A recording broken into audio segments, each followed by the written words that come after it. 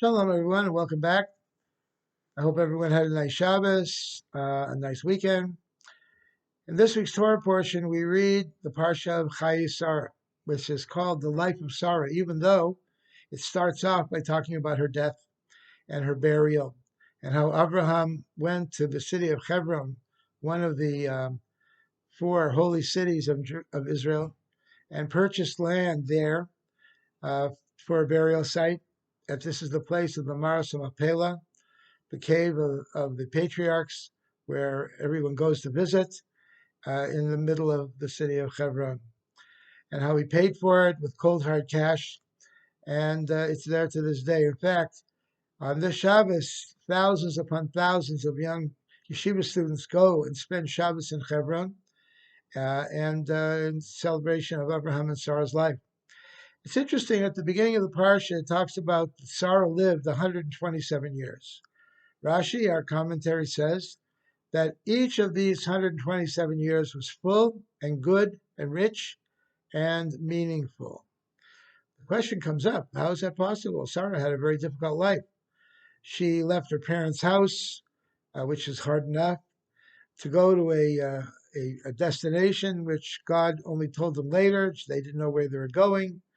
She was put in a box by Abraham to hide that she was his wife.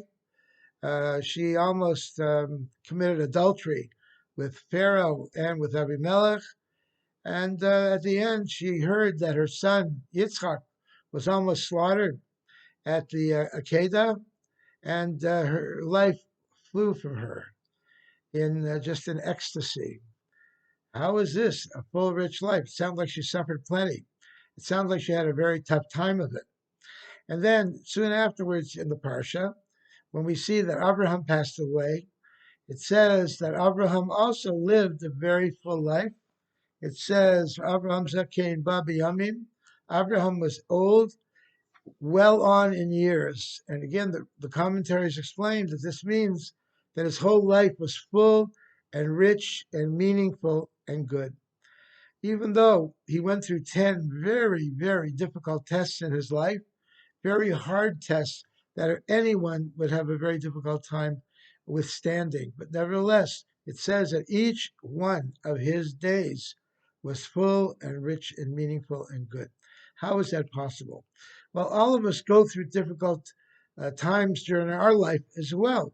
No one's life is perfect. No one's life is free from hardship and difficulty. And even many of us have gone through sickness, and we've gone through it, and some of us still live with it. And difficulties in making a living, and raising children, and marriages that can be difficult sometimes as well as also, and so on and so forth. No one's life is perfect, but we see that even though life can be a struggle and might not be exactly the way we want it to be in a very perfect setting, but nevertheless, we can find meaning in each and every day. And we should find meaning in each and every day. And God has given us every single day as a blessing to do another mitzvah, to accomplish another good deed, to help someone else, to make the world into a better place each and every day. And each day that we do that, we have fulfilled God's purpose for us in this world. So I'd like to wish you all a good week, and hopefully you all would find meaning in your lives during this time, even though things might be a little difficult for you from time to time. But find the meaning, find the goodness, find the richness in your life today and then tomorrow, and you will see that it's all worthwhile. Shalom, and have a good week.